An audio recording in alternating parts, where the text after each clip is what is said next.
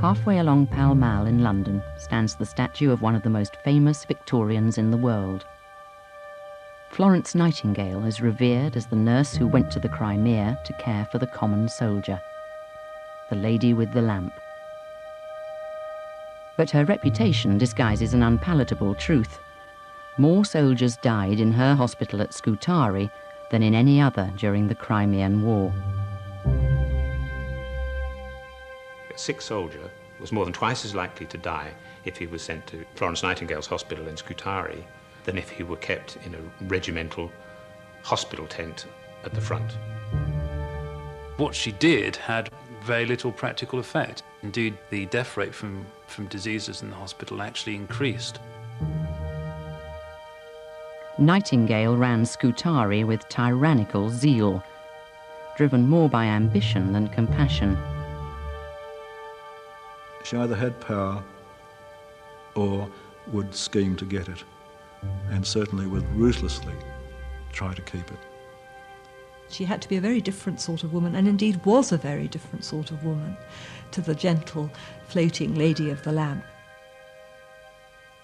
In many ways, she has some similarities to a woman like Margaret Thatcher. She had a streak of steel going through her, there's no doubt about that. She was very determined.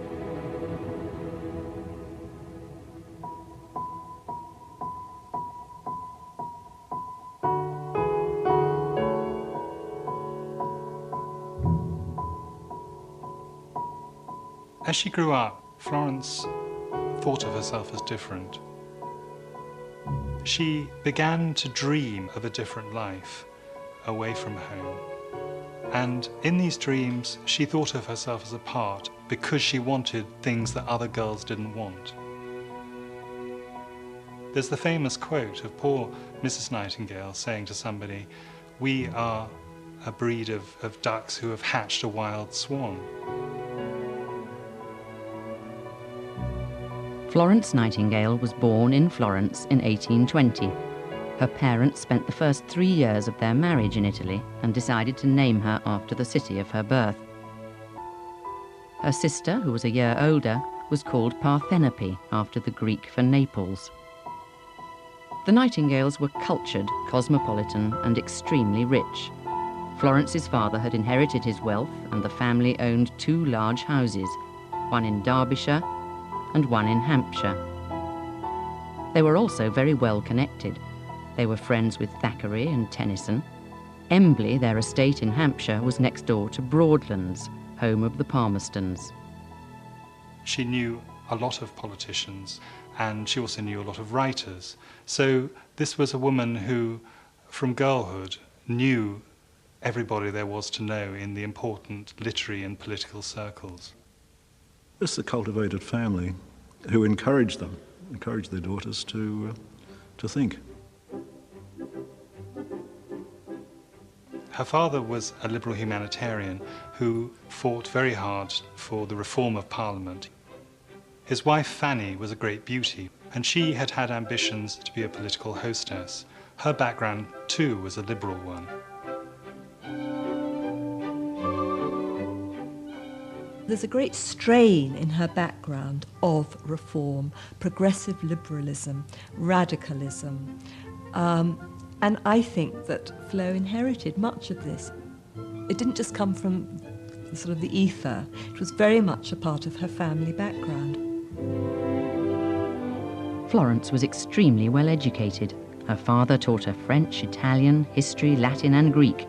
She even learnt maths. She was clever, but she was also rebellious.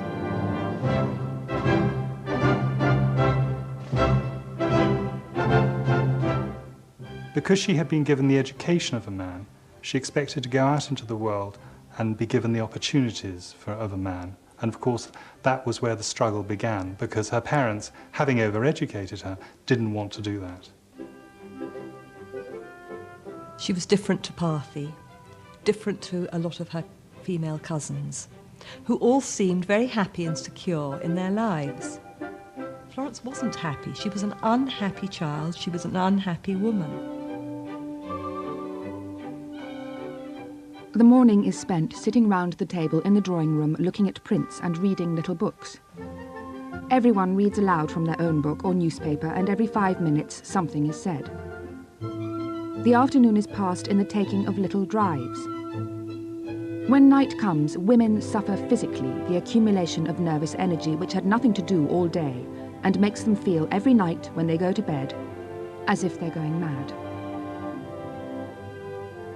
You can see her writing it and the pen stabbing the paper almost with her rage and frustration at the fact that women aren't doing more and that they aren't allowed to do more and that they can't be independent, that they're tied to this image of the angel of the house.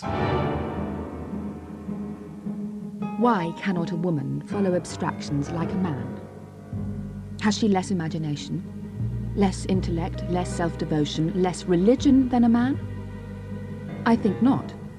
And yet she's never produced one single great work of art or science or literature. The Virgin Mary remains the only expression of female feeling. On several occasions, when she was in her 20s and 30s, she wanted to kill herself. And she also began to conceive herself as being a monster because she wanted things that other girls didn't want. And the way in the end that she justified her ambitions was by looking at it in religious terms. God wanted her to have this career. She had been called to God's service. Throughout her life, she believed that she heard God's voice. It took a number of years before she realized what this service could be. And during this period, she had breakdowns. She was unable to sleep, she starved herself, she didn't eat properly. Her menstrual cycle was therefore interrupted, and she had a guilt about being a woman who wasn't really a woman in a full physical sense.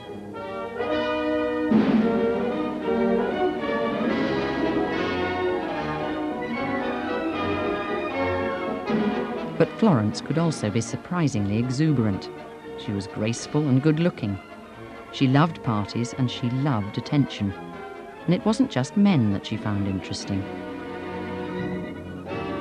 She was very attracted to her cousin, Marianne Nicholson. Marianne was more conventionally beautiful in Victorian terms, had a string of suitors. Flo very early on wrote how her most passionate love was for Marianne. We look at that as being a sexual reference. I don't think it was. I think passionate friendships were the mainstay of Victorian girls' lives. Oh, I think she was definitely attracted to women. And you have to remember in the 19th century that there was not a clear-cut division in desire, and that it was acceptable within certain limits to be warmly attached to other women. Not too warmly. It was a boundary. Until you'd stepped over it, you weren't quite sure where it was. I think there must have been some kind of intimacy that made Marianne uncomfortable later in life, because all the letters are missing or destroyed. We don't know what happened to those letters.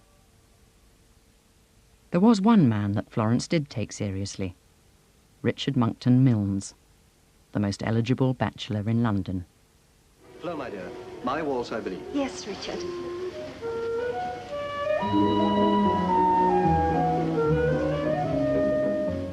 I think she was sexually attracted to Monckton Milnes. He was a cultivated, sophisticated man. He was a philanthropist. He had a lot of interests in common with her. He was a man of letters. He was a good translator of Greek. He wrote. He was an art collector. He was a gentleman. He was probably bisexual. He certainly had a lot of friends who could have gone either way. Flo, my dear, I want to talk to you. It's important and very urgent. Will you come out on the terrace? He was looked upon as a very promising young man, just the sort of man that Fanny and William Nightingale would have welcomed as a future son-in-law. He proposed 3 times. Flo didn't turn him down. She kept delaying or saying that she would wait. Marry me, Flo. Or have you no feeling for me? And it was only after the 3rd proposal that she wrote and said she couldn't marry him. I love you dearly, but I cannot marry you, and I have told you why. But she also wrote in her own private notes what torment it was and how she wasn't sure that she'd done the right thing. My God, what is to become of me? In my 31st year, I can see nothing desirable but death. And yet do I wish to marry him? That voluntarily, to put it out of my power ever to seize the chance of forming a true and rich life would seem to me like suicide. And yet my present life is suicide. I have to say it's probably just as well she didn't marry Monckton Milnes, because it materialised later that he had a rather large collection of erotica. He was in fact one of the earliest collectors in Britain of the works of the Marquis de Sade. So I don't know what Florence would have made of that. Florence's parents were furious that after a 7-year courtship, their daughter had rejected Monckton Milnes. Her mother, Fanny, had been banking on a big society wedding. Worse was to come when Florence then announced that she wanted to become a nurse. Florence.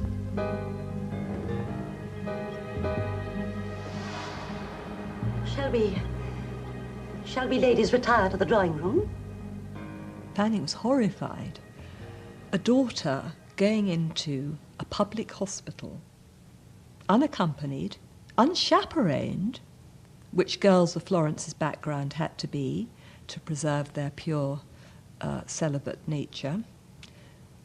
This would all be thrown overboard. She would be amongst disreputable people, people of low morals, people whose personal hygiene was of a low standard, who were drunk, with male doctors all around her, male just male in general. Fanny couldn't cope. She thought this was the most terrible idea, and she absolutely refused to give permission to Flo to follow this up. Who is that? Me, Flo, dear. Please, Florence's sister, Parthenope, was even more distraught. They had been close as children, but now Florence's wayward behaviour began to undermine her. Oh, how can you? How can you make us so unhappy? Do you think I want to? Poor Mama. She's gone to bed in tears.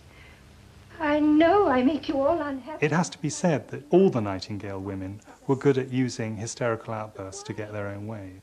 But in the case of Parthenope and Florence, the ructions between them caused such havoc in the household that eventually in 1852 Parthenope had a nervous breakdown because she believed her sister was isolating herself from her. And this breakdown caused Mr. Nightingale to decide that really the family would have to be split up and that Florence would have to be allowed to go and satisfy her nursing ambitions.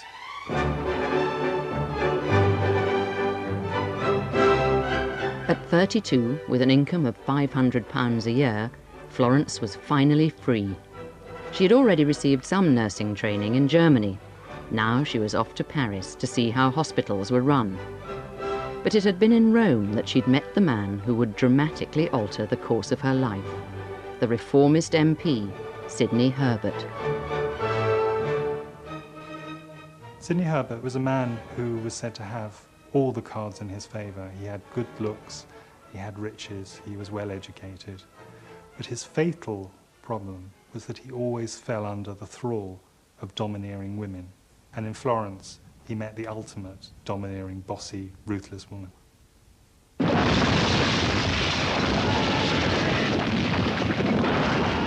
In 1854, the Crimean War broke out. Sidney Herbert, by now the minister at war, was about to cast Nightingale in a role that would finally satisfy her sense of purpose. Russia had invaded the Balkans. Britain joined France and Turkey to stop their expansion.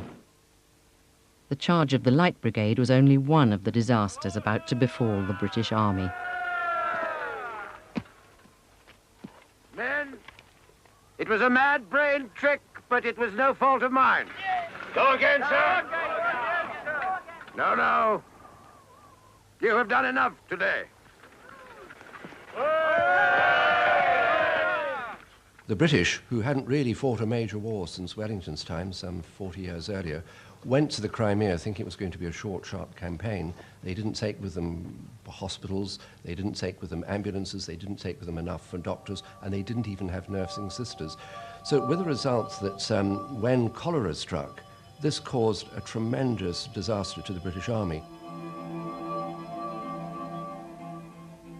None of this would have mattered were it not for the invention of the war reporter, in particular William Howard Russell of the Times, whose graphic accounts of army incompetence began to appear on breakfast tables around the country. It is with feelings of surprise and anger that the public will learn that no sufficient preparations have been made for the proper care of the wounded. What will be said when it is known that there is not even linen to make bandages? Not only are surgeons not to be had, but there are no dressers or nurses to carry out the surgeon's directions. The country was outraged. The government had to act. Sidney Herbert wants to stop the bad news on the front pages of the newspapers. And he writes to Florence Nightingale and says, would you take a small expedition of nurses out to investigate conditions in the army hospitals? There have never been women nurses in military hospitals unless they were wives of soldiers or prostitutes or people picked up to work on the spot. It's her moment, and she seizes that moment. On the 21st of October, Florence Nightingale and a band of 38 nurses set sail for Constantinople. Their mission, to care for the thousands of wounded soldiers who were being shipped from the Crimea 300 miles across the Black Sea to the Scutari Barrack Hospital. She was rather apprehensive because she was relatively inexperienced. She'd never run anything on that scale. She'd certainly never been in a war zone before. And she believed that she was representing the women of Britain, and that if she failed, women would not have another opportunity. 4th of November, 1854, on board the Vectors. We reached Constantinople this morning. We've not yet heard what the military hospital have done for us, nor received our orders. Just starting for Scutari. We are to be housed in the hospital this very afternoon. Everybody very kind. The first wounded I believe to be placed under our care. They are landing them now. The barracks, which had been borrowed from the Turks, was a massive, gloomy building perched on a cliff overlooking the city. It was supposed to be a flagship hospital. To the soldiers, it was more like a death camp. 2,000 sick and injured men lay along 4 miles of corridor. Their mattresses were 18 inches apart and arranged in 2 rows with barely enough space to walk between them. What she found in Constantinople was little short of nightmarish. The sick had all been herded into the old cavalry barracks at Scutari. There wasn't enough running water. Disease was rampant. Cholera, dysentery, diarrheal disease. Vermin, lice, rats. Patients without beds, without bedding, without any method of keeping the patients personally clean. Deaths from frostbite, scurvy, pneumonia, the suicide, because there were suicides amongst the soldiers, a small number. Remember that the importance of hygiene was quite unknown at that time. Germs weren't known, bacteria weren't known. It wasn't appreciated that bacteria caused disease, and so nobody took any notice. People didn't wash their hands. Their sanitation was very poor. Florence and her nurses were shown to the northwest tower of the barracks. Their rooms were infested with rats. The rotting corpse of a Russian officer lay on the floor to greet them. The medical authorities there were not pleased to see her. They hadn't been warned that she was coming with these nurses. They had no experience of using female nurses, and they told her that they were unable to give her nurses any instructions about what to do in the wards. They were virtually ostracised, but she realised that if she pushed too hard, she would antagonise matters even more. So she instructed her nurses to do nothing until they were asked by the medical officers to actually carry out nursing duties. It was a clever strategy. Within days, thousands of casualties from the Battle of Inkerman arrived at the hospital, and the waiting game was over. Suddenly, Scutari was overwhelmed with badly wounded men from the battlefront, men suffering not just from rifle shots, but also from sword slashes, the kind of open wounds which let sepsis in very quickly. The doctors can't cope, and that's when she can start actually working and cleaning up as much as they could, making bandages and covering men with blankets.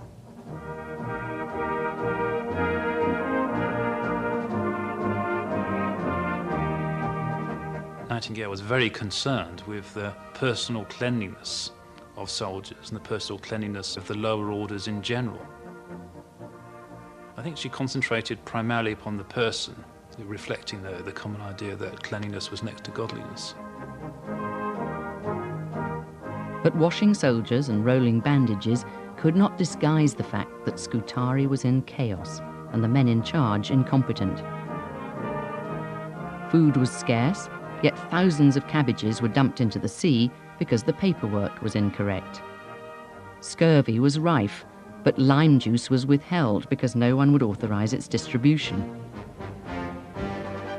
What they had at Scutari was an outdated army bureaucracy that couldn't cope with the demands being made on it in terms of supplies, medical supplies, and just ordinary supplies. Florence believed she should take control. She constantly fought against the commissariat department to get more food and better supplies, cheating whenever necessary. She broke open a storeroom once because the commissariat said that the stores in it couldn't be issued, and she encouraged her nurses, in fact, to subvert the strict dietary regulations. She was trying to organise things, and that was what she excelled at. She wasn't actually a very good nurse. Her sister said she was a terrible nurse. Whenever Parthi was ill and Flo had to nurse her, she was awful. But she organised everything. 21st of December, Barrack Hospital, Scutari. Dear Mr. Herbert, this morning I foraged in the purveyor's store, a cruise I make almost daily, as the only way of getting things. No mops, no plates, no forks, no spoons, no scissors for cutting the men's hair, which is literally alive. She has the ear of the Secretary at War. So she's like a spy, and she is a spy. She, every night after everybody else has gone to bed, she writes a long letter back to Herbert describing in detail and naming names of who is incompetent and telling him to get rid of these people. So of course they don't trust her. She's a spy.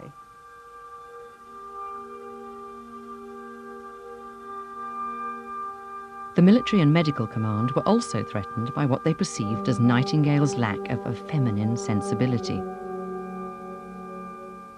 One of the things that Florence Nightingale did that tended to irritate many of the surgeons was that she insisted on being present at operations. It appears that she was interested in them technically. You can tell this because she wrote home letters giving quite detailed descriptions, which her family, I may say, found to be revolting, and which they cut out when they copied the letters for circulation to their friends. In all our corridors, I think we have not an average of 3 limbs per man. One poor fellow, exhausted with hemorrhage, had his leg amputated as a last hope and dies 10 minutes after the surgeons have left him. The surgeons pass on to the next. An excision of the shoulder joint, beautifully performed and going well. Ball lodged just in the head of the joint and fracture starred all round. One doctor complained to his superiors that she had changed a dressing on a wounded man while his private parts were exposed. And I think this just shows how unfamiliar they were with the concept of female nursing at the time and how they resented this unfamiliar concept. It was imperative for Nightingale that her nurses' behaviour did not give the medics further excuse to undermine her. She was determined that they would uphold her strict moral regime.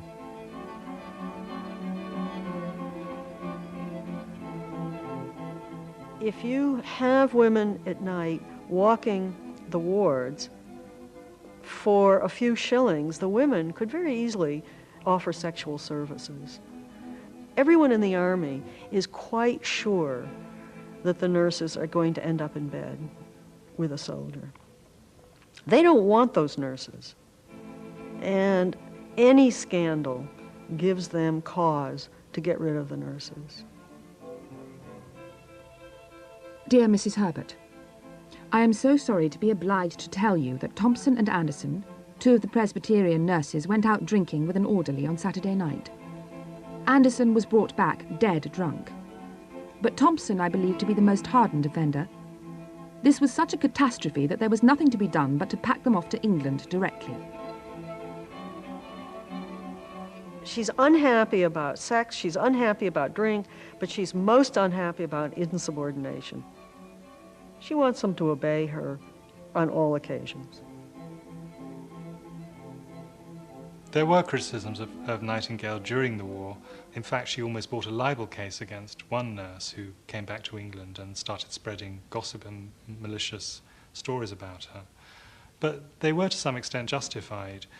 Florence could only lead. She wasn't interested in delegating. In a way, she was the archetypal military person. She believed in hierarchy and order, in command. She had been brought up to command, to manage, as most well-educated upper-class women were of her period. Nightingale was single-minded in her desire to run the hospital. When Sidney Herbert sent a new party of nurses to Scutari, which included a group of Irish nuns led by Mother Mary Bridgman, Florence saw not an ally, but a rival. They're both of them used to getting their own way. They're both of them competing in a very difficult male world. Florence could have formed a coalition with Bridgman, and given the numbers pouring in after Inkerman, the Battle of Balaclava, they needed every nurse they could get. She didn't do that. She didn't want to share power, and I don't think she could conceive of a coalition. She either had power or would scheme to get it, and certainly would ruthlessly try to keep it.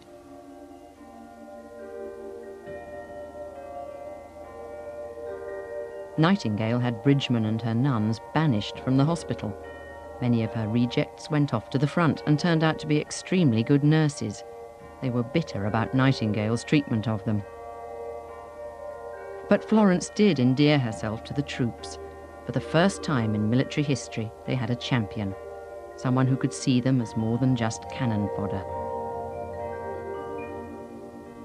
She was dedicated to the common soldier. I think that's one of the most moving things in the whole story, is that night after night she would sit up with soldiers who were dying. She also wrote hundreds of letters of condolences home to their parents, to their mothers, saying, "Your boy is dead, but he died peacefully and in comfort," which actually was quite often not the whole truth. Dear Mrs. Hunt, I grieve to be obliged to inform you that your son died in this hospital on Sunday last. His complaint was chronic dysentery. He sank gradually from weakness without much suffering. Everything was done that was possible to keep up his strength. He spoke much of his mother, and you may have the satisfaction of knowing that he had the most constant and careful care. The chaplain and myself saw him every day.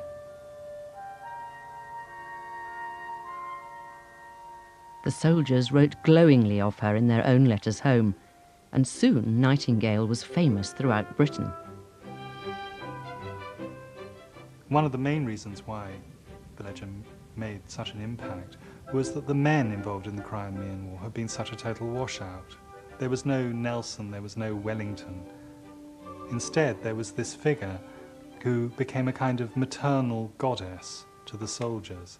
Of course, she wasn't maternal at all, but that kind of image of her suited popular feeling at the time.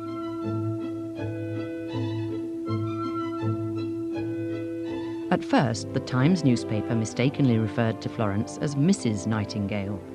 When the public discovered that the matron of Scutari was in fact a graceful young lady, it only added to her mystique. Ironically, it was Florence's mother and sister, originally so opposed to her nursing, who took charge of publicity. And the Nightingale PR campaign benefited from a new photographic technique.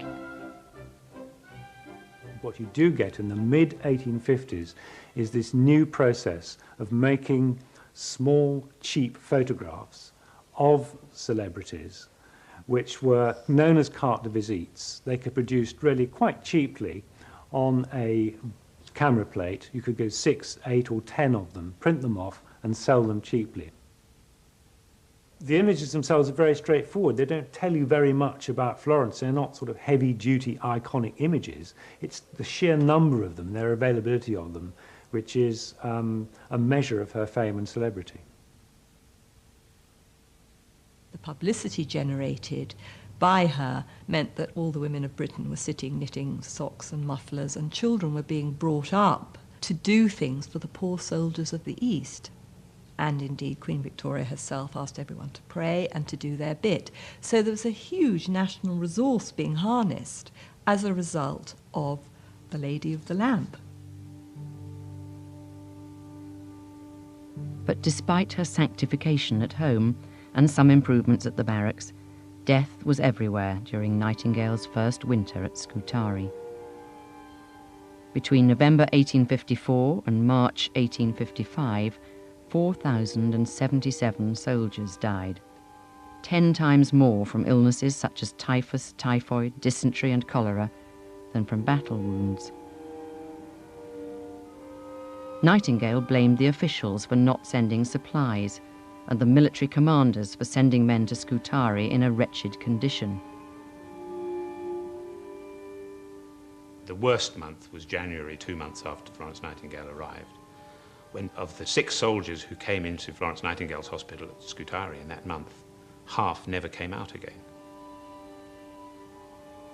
If I take a particular regiment as an example, the Grenadier Guards, in the 7-month period covering the first winter, they sent 300 patients to the hospital.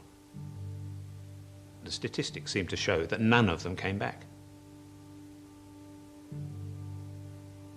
You would be better off in the regimental hospital tent at the front than you would be being sent to Scutari. At home, there was an emergency debate in Parliament over the treatment of the soldiers. The government fell, and Sidney Herbert was forced to resign as Minister at War. Lord Palmerston, the new Prime Minister, was convinced that inadequate building sanitation had something to do with the high death rate. Palmerston had been in the previous government, and he was a known, convinced public health enthusiast. The very first thing he did was to send out a sanitary commission of civilian public health experts to clean up the hospitals and the camps. When they arrived at Scutari in March 1855, the commissioners discovered that the hospital had been built on a contaminated cesspit. The sick and wounded were wading through and drinking their own sewage. The overcrowded wards were airless and full of rats. They immediately cleaned out the vermin and reduced the overcrowding. They bored holes in the ceiling to improve ventilation and arranged for the sewers to be flushed out. They're concerned with environmental improvements, whereas Nightingale had been concerned almost solely with personal cleanliness. And this is the big difference, and this is why the Sanitary Commission are successful in reducing disease, whereas Nightingale's measures had no impact whatsoever, and indeed actually were accompanied by an increase in sickness. No one can adequately explain why it never occurred to Nightingale that sanitation may have been a problem. After all, she moved in the kind of circles which were familiar with new thinking on public health. It was only later that she would come to realise the significance of the Commissioner's work. At that time, Nightingale appeared to be far more concerned with extending her power base than the work of the commissioners.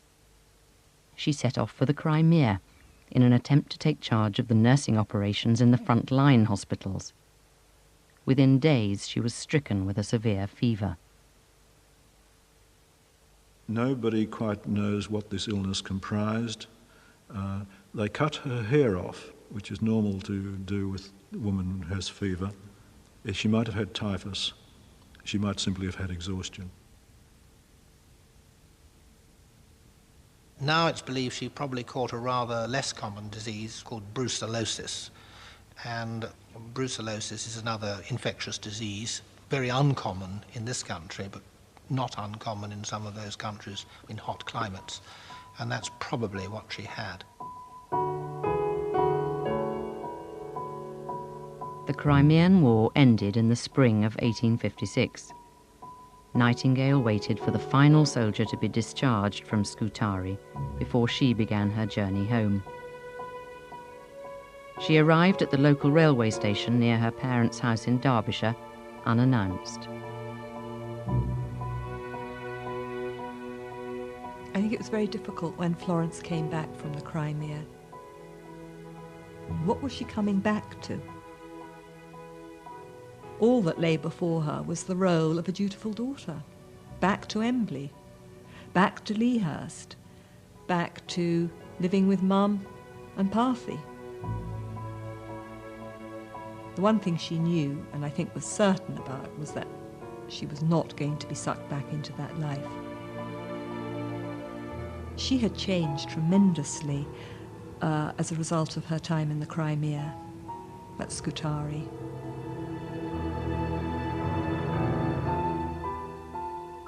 While her parents were happy to flaunt their daughter's celebrity, Nightingale shunned the attention. She was now consumed with anger about the war. She was indignant at the injustice that had been done to the common soldier in Scutari. These were some of the bravest soldiers that England had ever known. They'd won extraordinary victories against the Russians during the war, and they'd been allowed to perish, she thought, because of the negligence of the senior frontline army officers.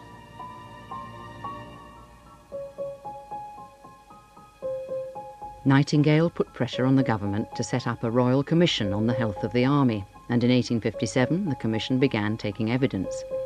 She prepared her report, convinced it would expose the incompetence of the military command.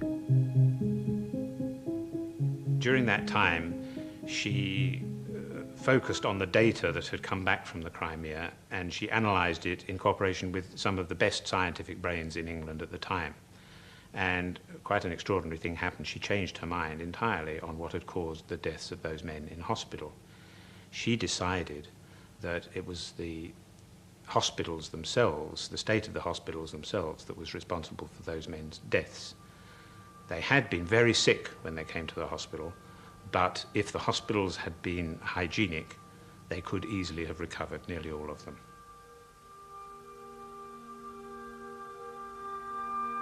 In fact, the statistics showed that the death toll at Nightingale's hospital had been higher than at any other, including those at the front.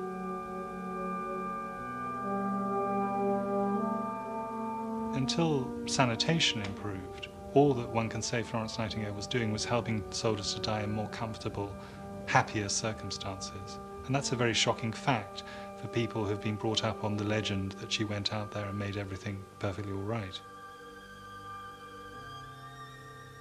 When Florence Nightingale discovered that she had been wrong about the cause of the patient's death in her hospital, she was determined to lay the blame for this scandal at somebody's door.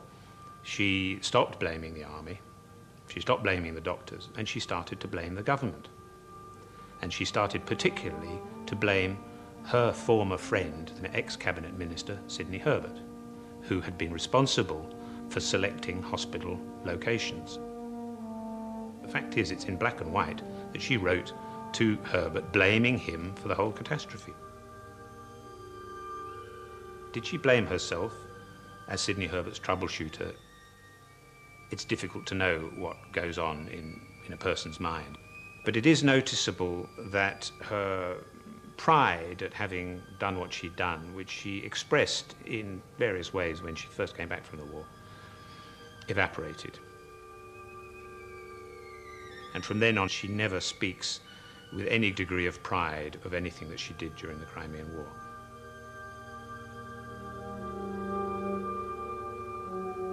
Three months after presenting her report to the Commission, Florence Nightingale had a nervous breakdown. She took to her bed for the next 11 years. She became a recluse in the sense that she didn't enter into normal social activity. She didn't go out, she didn't go to other people's houses.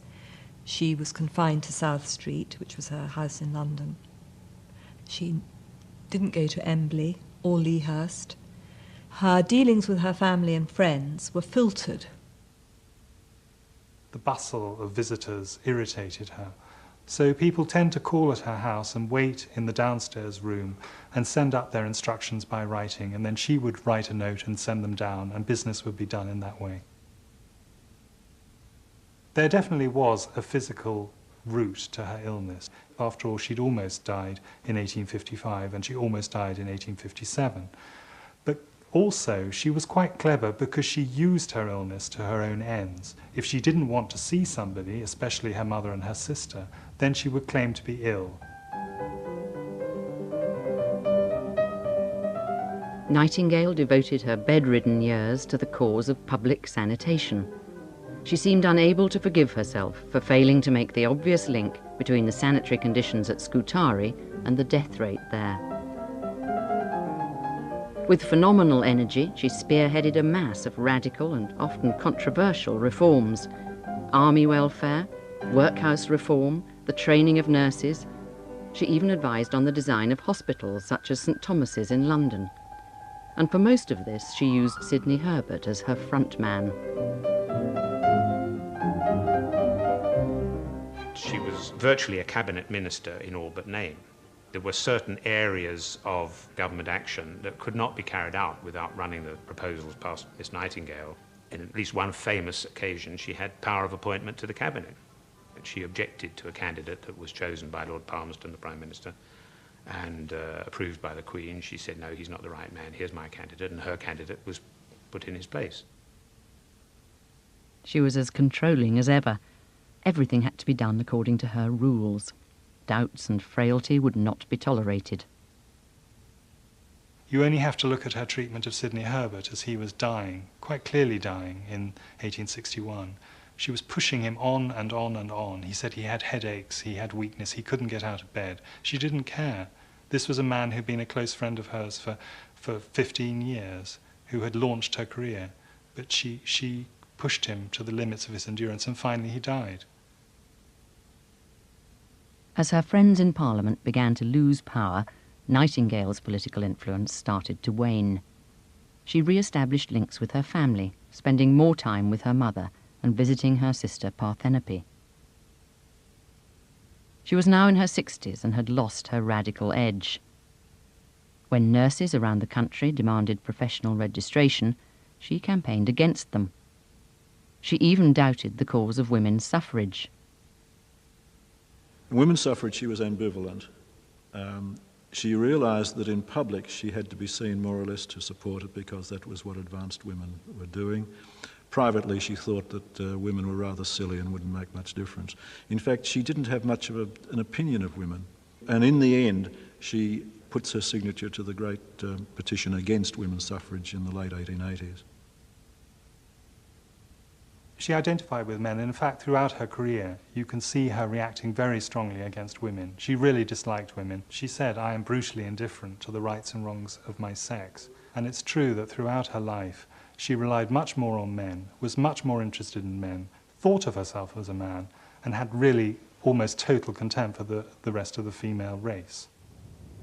Istanbul is redolent with memories of Florence Nightingale in the Crimean War. And Mrs. Thatcher made a pilgrimage to the British military cemetery here. She was one of the great people of history who had an idea, who had a dedication, who knew what she wanted to do and wasn't going to be put off by any generals or anyone else. In later life, she was able to develop friendships with women, and once again, you see the same kind of intense affection for young women which had predominated in her earlier years. I mean, there are some rather excruciating letters that she sent to young nurses. Dear baby goddess, dear pearl. It was an extraordinary softening of a woman who had been quite hard and metallic in her maturity.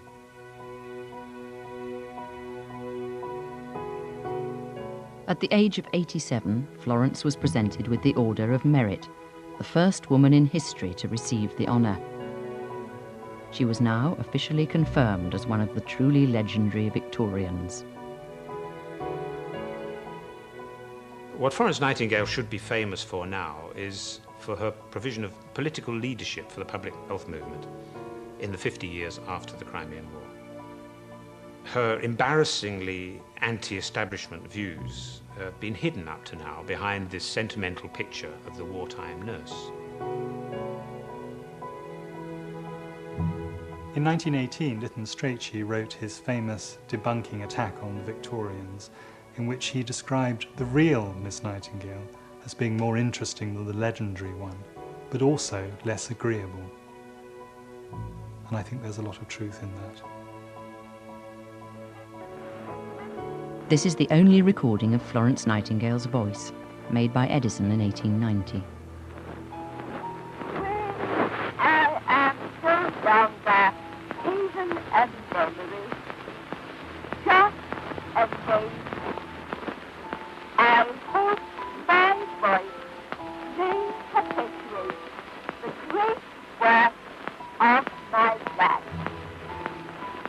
God bless my dear old comrade of Balaclava, Florence Nightingale.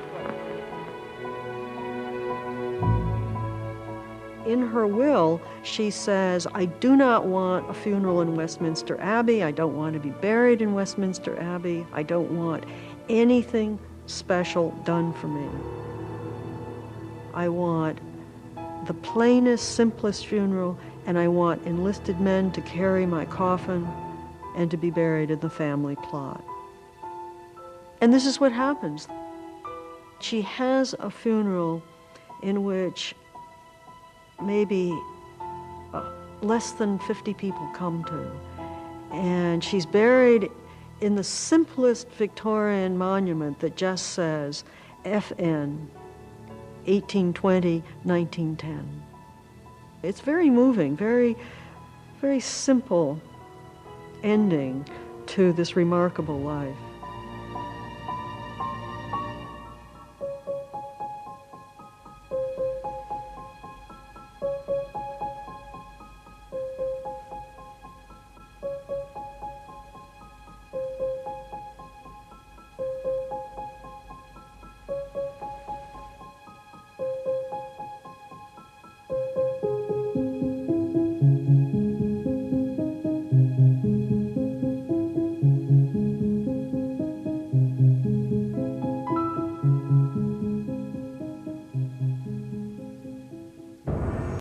Progressive liberalism, radicalism, and I think that Flo inherited much of this. It didn't just come from sort of the ether, it was very much a part of her family background. Florence was extremely well educated. Her father taught her French, Italian, history, Latin and Greek. She even learnt maths. She was clever, but she was also rebellious.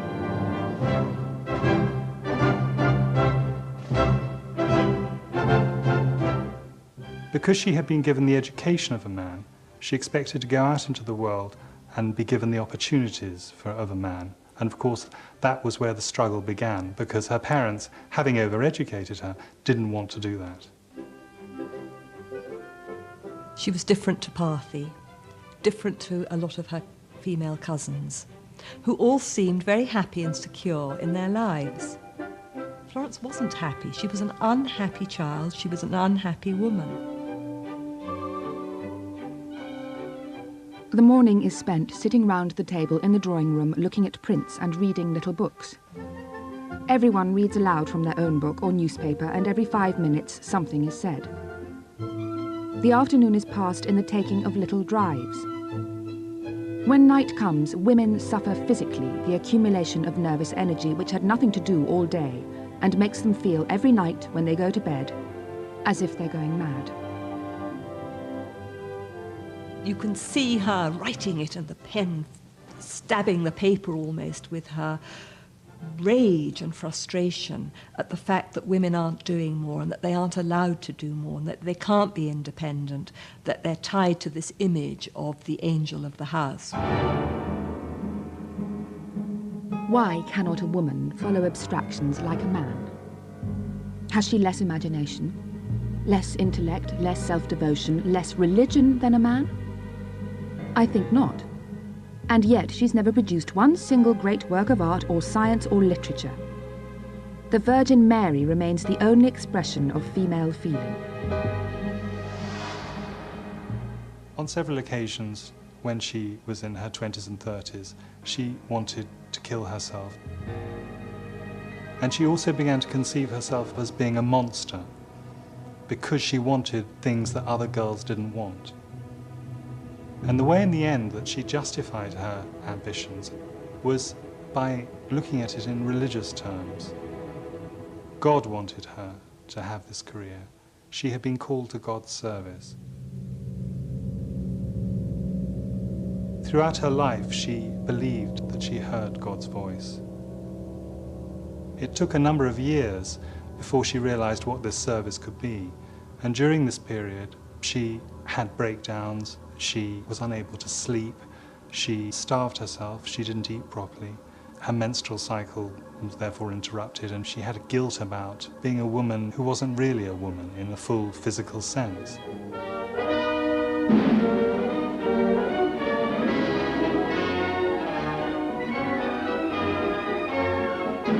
But Florence could also be surprisingly exuberant. She was graceful and good-looking. She loved parties and she loved attention. And it wasn't just men that she found interesting. She was very attracted to her cousin, Marianne Nicholson. Marianne was more conventionally beautiful in Victorian terms, had a string of suitors. Flo very early on wrote how her most passionate love was for Marianne. We look at that as being a sexual reference. I don't think it was. I think passionate friendships were the mainstay of Victorian girls' lives. Oh, I think she was definitely attracted to women. And you have to remember in the 19th century that there was not a clear-cut division in desire, and that it was acceptable within certain limits to be warmly attached to other women. Not too warmly. It was a boundary. Until you'd stepped over it, you weren't quite sure where it was. I think there must have been some kind of intimacy that made Marianne uncomfortable later in life, because all the letters are missing or destroyed. We don't know what happened to those letters. There was one man that Florence did take seriously, Richard Monckton Milnes, the most eligible bachelor in London. Flo, my dear, my waltz, I believe. Yes, Richard.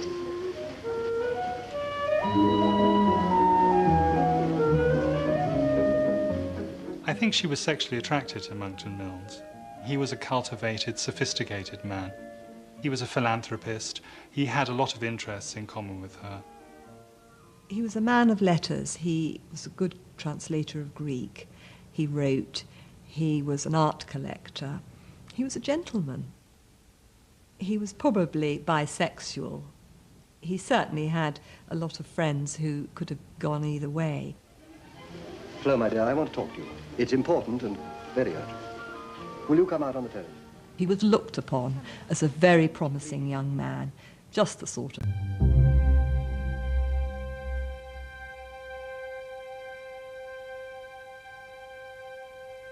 Halfway along Pall Mall in London stands the statue of one of the most famous Victorians in the world. Florence Nightingale is revered as the nurse who went to the Crimea to care for the common soldier, the lady with the lamp. But her reputation disguises an unpalatable truth. More soldiers died in her hospital at Scutari than in any other during the Crimean War. A sick soldier was more than twice as likely to die if he was sent to Florence Nightingale's hospital in Scutari than if he were kept in a regimental hospital tent at the front. What she did had very little practical effect. Indeed, the death rate from diseases in the hospital actually increased. Nightingale ran Scutari with tyrannical zeal, driven more by ambition than compassion. She either had power or would scheme to get it, and certainly would ruthlessly try to keep it. She had to be a very different sort of woman, and indeed was a very different sort of woman, to the gentle, floating lady of the lamp. In many ways, she has some similarities to a woman like Margaret Thatcher. She had a streak of steel going through her, there's no doubt about that. She was very determined.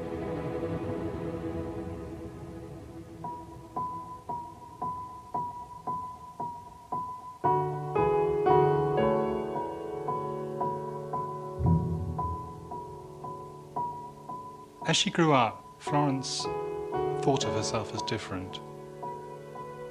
She began to dream of a different life away from home. And in these dreams, she thought of herself as apart because she wanted things that other girls didn't want. There's the famous quote of poor Mrs. Nightingale saying to somebody, "We are a breed of ducks who have hatched a wild swan."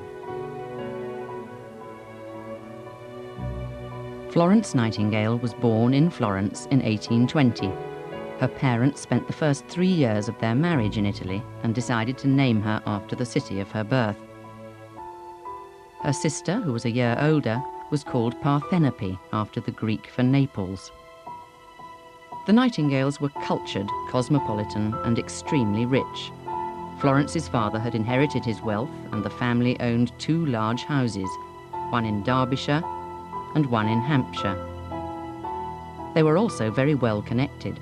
They were friends with Thackeray and Tennyson. Embley, their estate in Hampshire, was next door to Broadlands, home of the Palmerstons. She knew a lot of politicians, and she also knew a lot of writers. So this was a woman who, from girlhood, knew everybody there was to know in the important literary and political circles. It's a cultivated family who encouraged their daughters to think.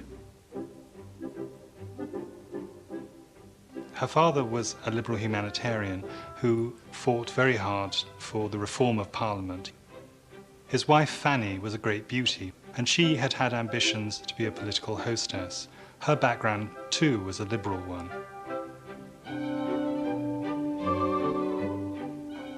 There's a great strain in her background of reform.